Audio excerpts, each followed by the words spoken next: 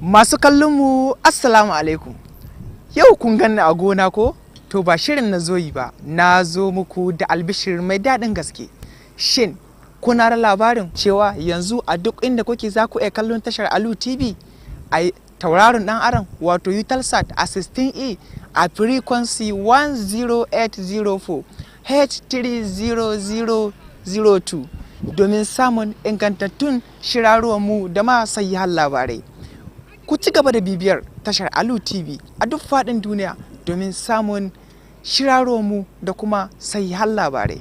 Alu TV zaɓin al'umma. Mai kayan Lafiya ta amfani mai ita, amfanin hankali kuwa ai da ma can aiki da shi domin gina kai da al'umma. Kasance cikin masu hankali ta hanyar barranta kanka da iyalanka da al'umma daga sha da safarar miyagun kwayoyi. Domin kuwa miyagun kwayoyi su ne sila na gurɓacewar tarbiyya da aikata ba daidai ba a cikin al'umma, musamman ma ga samari da mata da kuma matan aure. Taimaka wajen yada alheri ko da baki ko da hannu ko da zuciya domin gina al'umma ta gari. Haɗa hannu da ofishin mai taimakawa na musamman ga gwamnan jihar Sokoto Dr. Ahmad Aliyu Sokoto FCN wajen hana shan miyagun kwayoyi da sayarwa. Wannan sakon faɗakarwa ne daga Alhaji Almustapha Yari mai taimakawa na musamman ga gwamnan jihar Sokoto Dr. Ahmad Aliyu Sokoto FCNA kan yaƙi da shan miyagun kwayoyi da sayarwa.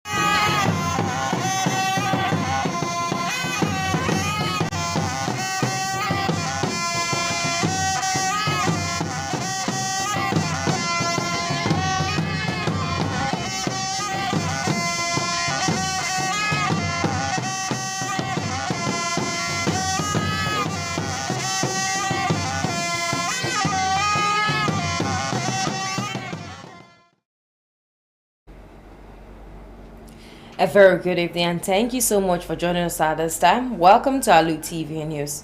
Today is Thursday, 7th May 2026, which is equivalent to 19th Zulhijjah 1447 after the Hijrah of Prophet Muhammad, peace be upon him. Ameen. My name is Hafsa Muhammad Kabir. With the news first, the headlines. Sokoto State Ministry for Local Government and Chieftaincy Affairs engage local government cashiers to strengthen financial management in the state. Activities of Plan International in Sokoto State applauds for complementing the efforts of the Sokoto State government towards health interventions.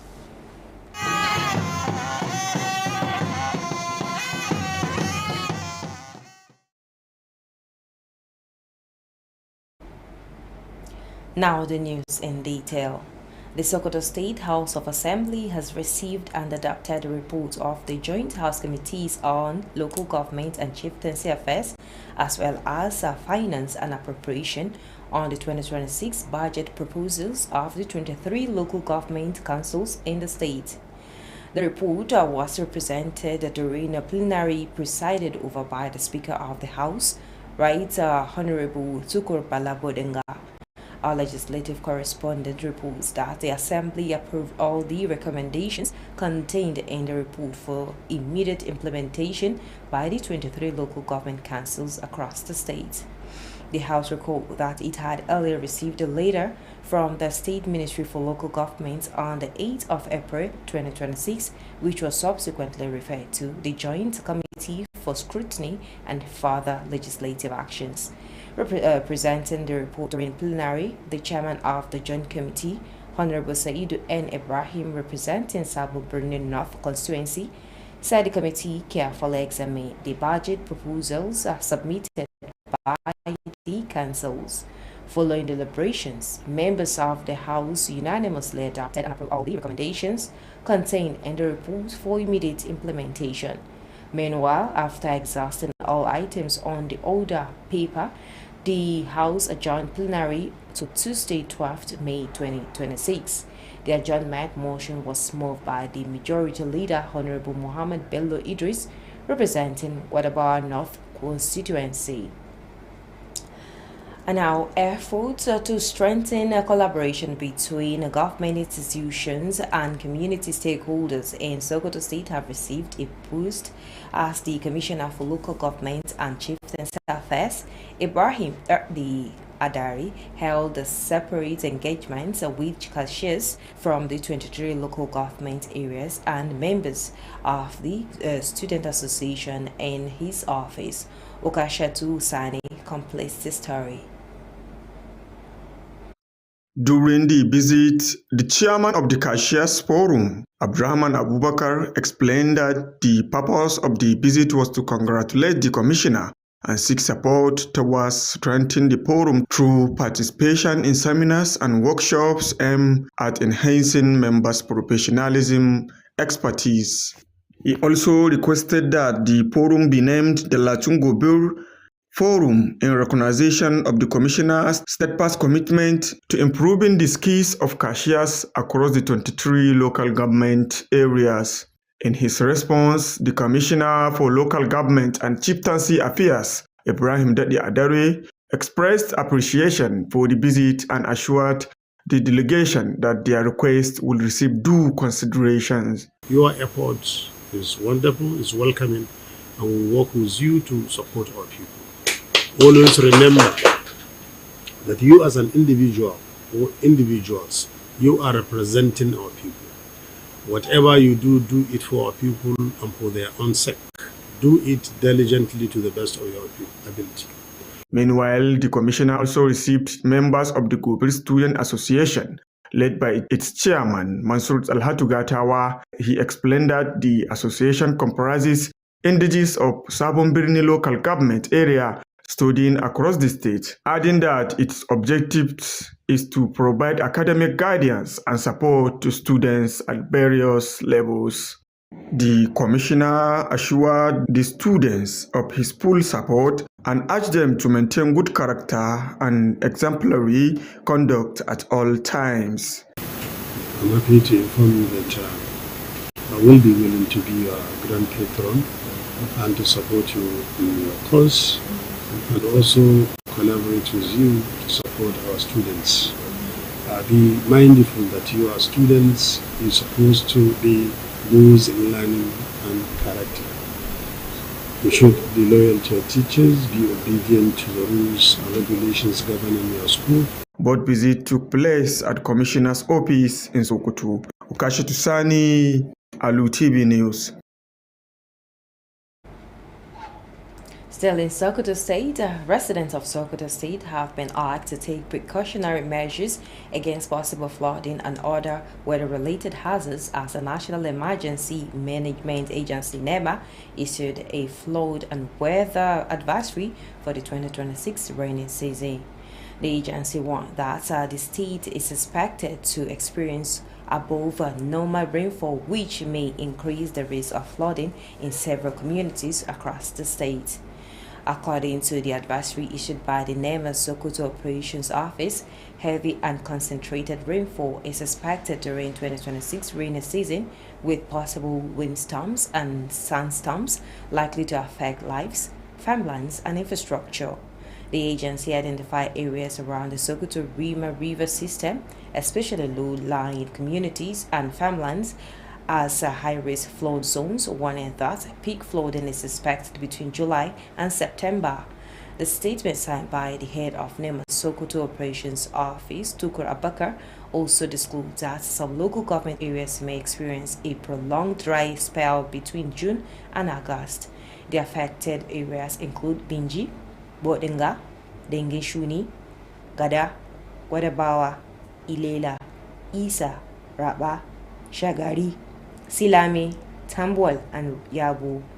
The residents are advised to clear drainages channels, avoid indiscriminate dumping of refuse, relocate from flood-prone areas where necessary, and promptly report early signs of flood to relevant authorities.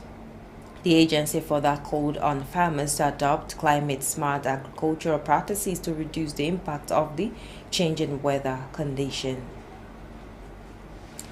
Now do not forget you're watching Alu TV News, transmitting from Sokoto, the seat of the Caliphate. You can also watch us on our social media handles at Alu TV on YouTube channel, while on our Facebook page, you can view us at Alu TV News. You can also download our mobile application on the Play Store by searching Alu TV and watch our previous programs or watch us live while the program is running. Now the news continues. Plan International has commended for its numerous developmental initiatives aimed at improving the well-being of communities across Sokoto State, particularly in the areas of health and education. The commendation came during an advisory visit to the organization's projects by the Office of Special Advisor to the Governor of Sokoto State on NGOs and donor agencies. Ibrahim Ahmed Aiki Allah reports. The supervisory team was led by the Special Advisor to the Governor and NGOs and donor agency, Abubakar Ahmed Sokoto, alongside the Executive Secretary of the agency, Aminu Sarkin Rima. The visit focused on assessing projects executed by Plan International across selected health and educational institutions in the state. At Primary Healthcare Center Arkilla, the team was received by the officer in charge, Haji Aisha Yahya Isa, who briefed the delegation on projects executed by the organization, including the remodeling of some wards and establishment of an adolescent-friendly corner. The team later visited Kore Primary Health Center on a similar assignment, where the officer in charge, Mustafa Abubakar, described Plan International as a God-sent organization for executing numerous projects at the facility. According to him, the organization carried out interventions at the antenatal care unit, family planning and immunization units, constructed conveniences, remodeled the labor room, and frequently organized capacity building training for health personnel. At Gwamende Secondary School Mori, the team also inspected projects executed by the organization. Similarly, at Primary Health Center Tudunwada, Plan International fully renovated the facility, including its perimeter fence and supplied equipment such as hospital beds, drip stands, and other essential materials. During the visit to Iraji Special School, the team observed the renovation of 2 blocks of classrooms, the installation of 10 solar-powered poles, the provision of chairs and 3 learning machines for visually impaired students. Speaking shortly after the supervision exercise, Aminu Sarkin Rima described the project executed by Plan International as superb and highly impactful to the benefiting communities. The Special Advisor was accompanied on the visit by the Executive Secretary and other key officials of the agency. Ibrahim Ahmed Aikin Allah, Alu TV News. Moving to sport decks now, history has been made in the UEFA Champions League as Arsenal AFC booked their first place in the final for the first time in 20 years after defending Atletico Madrid 2-1 on aggregate in the semi-finals. Bukayo Saka scored the decisive goal at the Emirates Stadium to seal a 1-0 second leg victory for the Gunners. Ibrahim Wada brings us to speed. Arsenal Football Club will now face defending champions PSG in the 2026 UEFA Champions League final after the French giant progressed from their own semi-final clash against Bayern Munich. The final is scheduled to take place on May 30th, 2026 at the famous Puskas Arena. The last time Arsenal Football Club played in a UEFA Champions League final was in 2006 when they narrowly lost 2-1 to FC Barcelona in Paris. Football fans across the world are now eagerly awaiting what promises to be a thrilling final in Budapest, as Arsenal Football Club chased their first ever UEFA Champions League title against a confident PSG side aiming to defend their European crown. That was the sport update. Ibrahim Oda, Alu TV News. And that ends the news at this hour. But before we go, another look at stories that made headlines. We reported to you that the Sokoto State Ministry for Local Government and Chieftaincy Affairs engaged the local government cashiers to strengthen financial management in the state. We also brought to you that the activities of Plan International in Sokoto State have been applauded for complementing the efforts of the state government towards health interventions. Now, on behalf of the news editor Bashar Abakar and the production team, I am still Hafsa Muhammad Kabir saying, do have yourself a lovely evening. Bye-bye.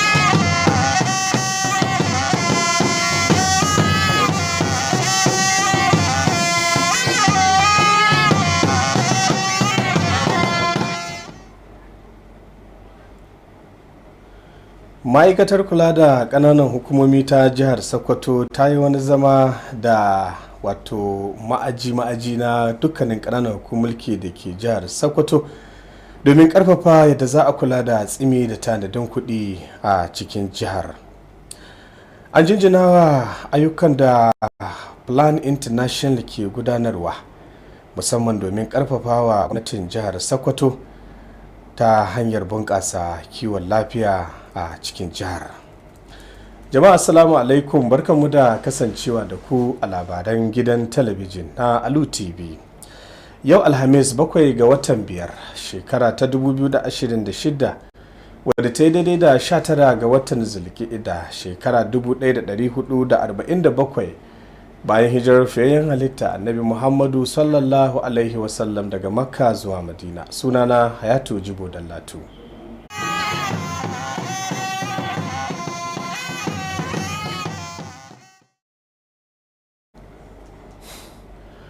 Majalisar Dokokin Jihar Sokoto ta karbi wani rahoto na haɗin gwiwar kwamiti akan ƙananan hukumomin mulki, kazalika da wanda ke kula da sha'anin kuɗi musamman ma dai dangane da kasafin kuɗin shekara ta 2026 wanda ƙananan hukumomin mulki 23 da ke faɗin jihar Sokoto suka gabatar. Rahoton dai wanda aka gabatar, shugaban majalisar dokokin jihar Tukur Balabo Dinga shine ya karanto shi. Wakilinmu na fadar majalisar dokokin jihar Sokoto Jamilu Musa Mai Shanu ya ba mu labarin cewa majalisar daga bisani ta amince a dukkanin abubuwan da suke kunshe a cikin kwamitin, tare kuma da tabbatar da ganin an yi aiki da abubuwan da ya kunsa domin tabbatar da ganin ƙananan hukumulki 23 da ke jihar Sokoto sun ci gaba da aiwatar da shi. Idan dai za a iya tunawa, majalisar dokokin jihar Sokoto ta karbi wata takarda daga ma'aikatar kula da ƙananan hukumomi a ranar 8 ga watan Afrilun da ya gabata, wadda daga bisani aka gabatar da ita ga kwamitin da ke kula da ma'aikatar domin tattaunawa akan abubuwan da ta kunsa.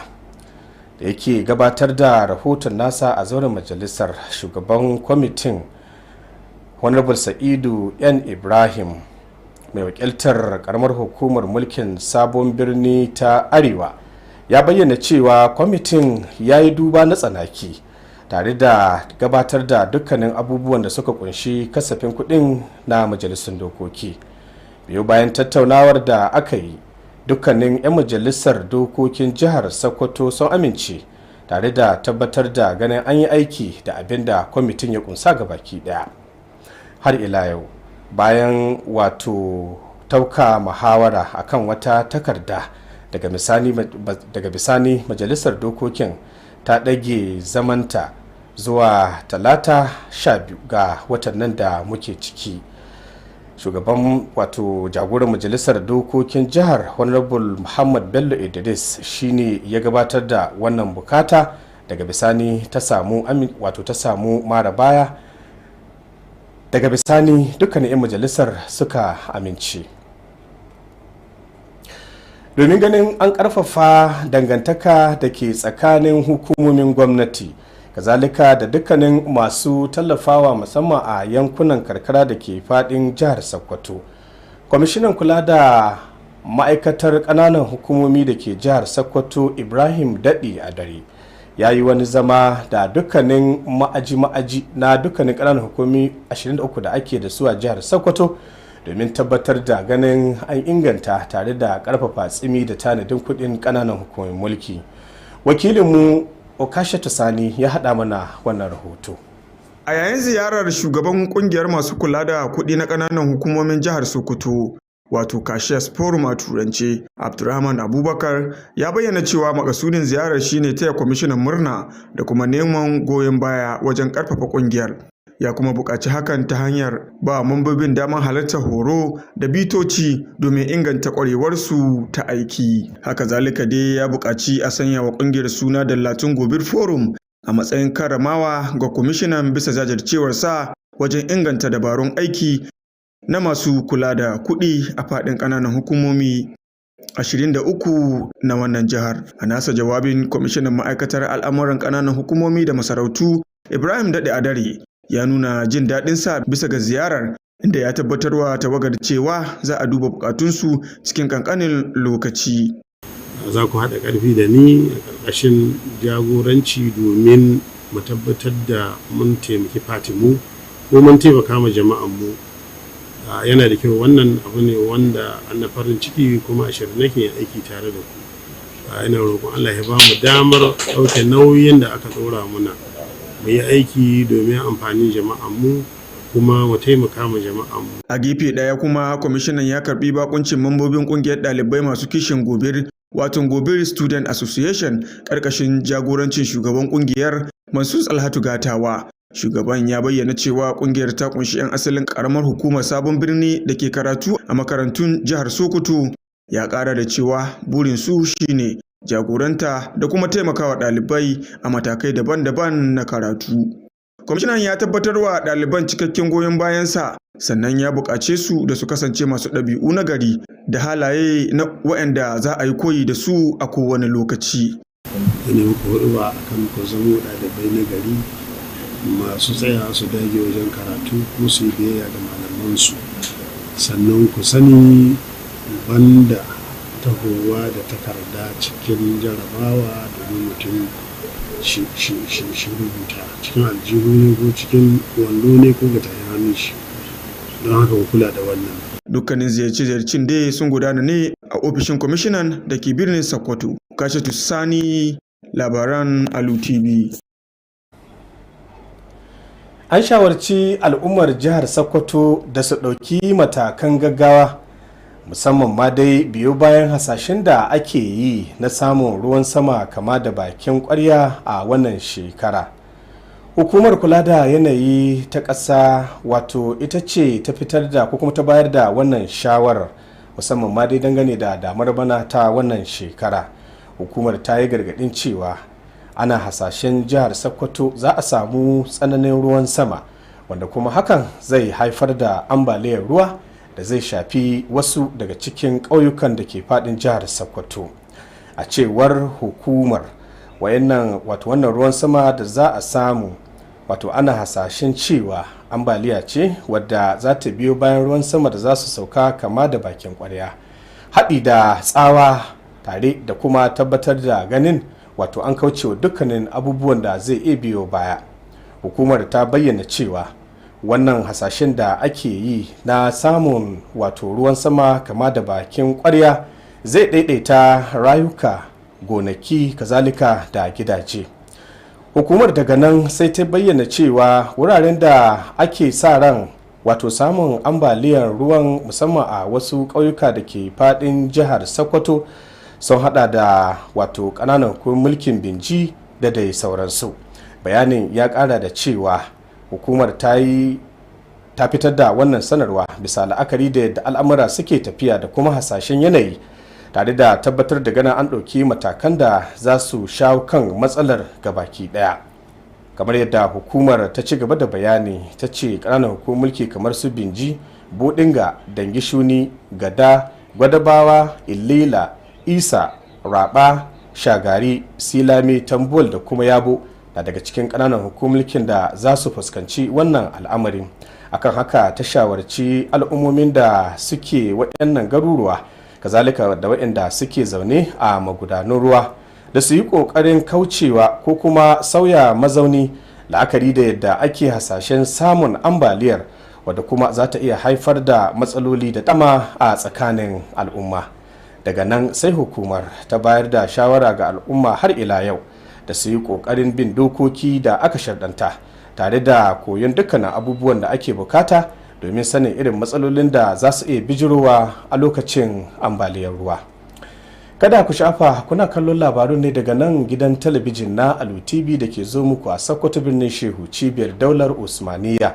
Za ku iya kallon dukkanin shirye-shiryenmu a manhajojin sadarwa na zamani, musamman ma dai a YouTube, yayin da kuma za ku iya kallon labaran da muke kawo muku kai tsaye a shafinmu na Facebook.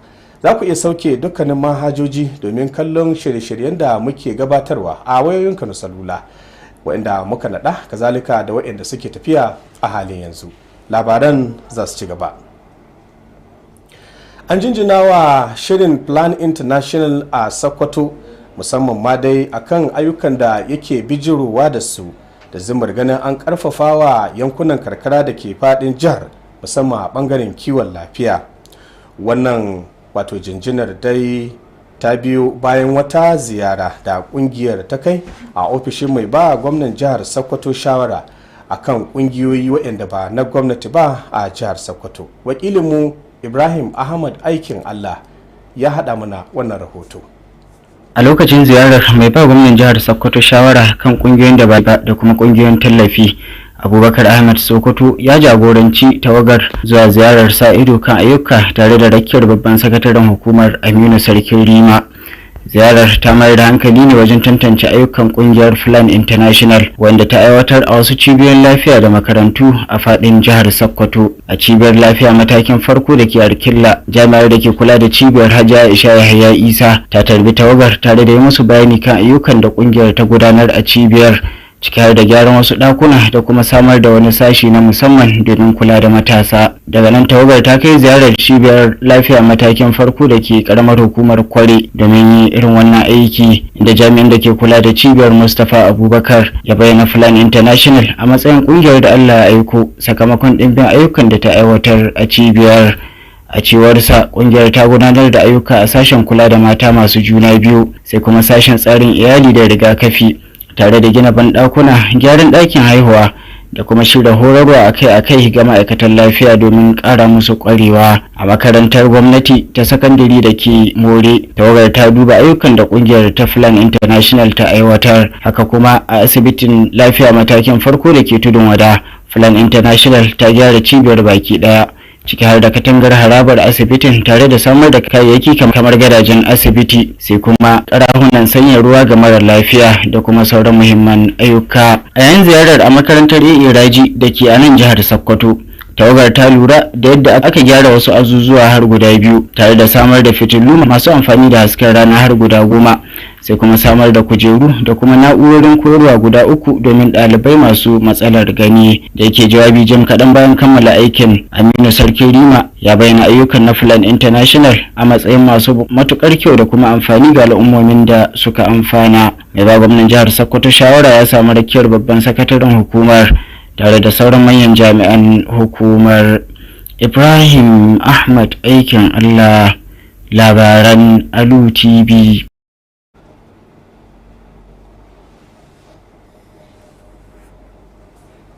Lokacin ziyarar mai ba gwamnan jihar Sokoto shawara kan kungiyoyin da ba da kuma kungiyoyin tallafi.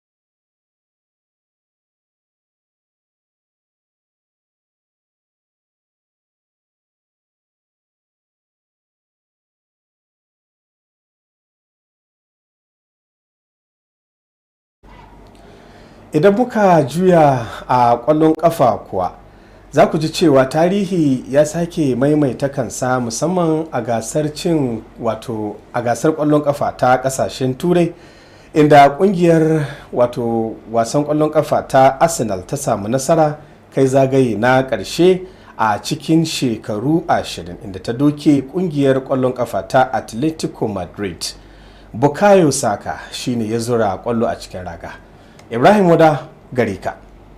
Kungiyar kwallon kafa ta Arsenal za ta kara da mai rike da gasar, wato kungiyar kwallon kafa ta PSG a wasan karshe na gasar zakarun turai ta shekara ta 2026, bayan da kungiyar Faransa ta samu nasara a wasan kusa da na karshe da ta buga tsakaninta da kungiyar kwallon kafa ta Bayern Munich ta Jamus. An tsara bugun wasan karshe a ranar 30 ga watan Mayu shekara ta 2026 a shahararren filin wasa na Puskas Arena. Lokaci na karshe da kungiyar kwallon kafa ta Arsenal ta buga wasan karshe na gasar zakarun turai shine a shekara ta 2006, inda ta sha kashi da ci 2-1 a hannun kungiyar kwallon kafa ta Barcelona a birnin Paris. Yanzu haka masoya kwallon kafa a fadin duniya na jiran wannan babban wasa da ake sa ran zai kasance cike da armishi a kasar Budapest, yayin da kungiyar kwallon kafa ta Arsenal ke neman lashe kofin zakarun turai na farko a tarihinta, inda kungiyar kwallon kafa ta PSG ke kokarin kare kambunta na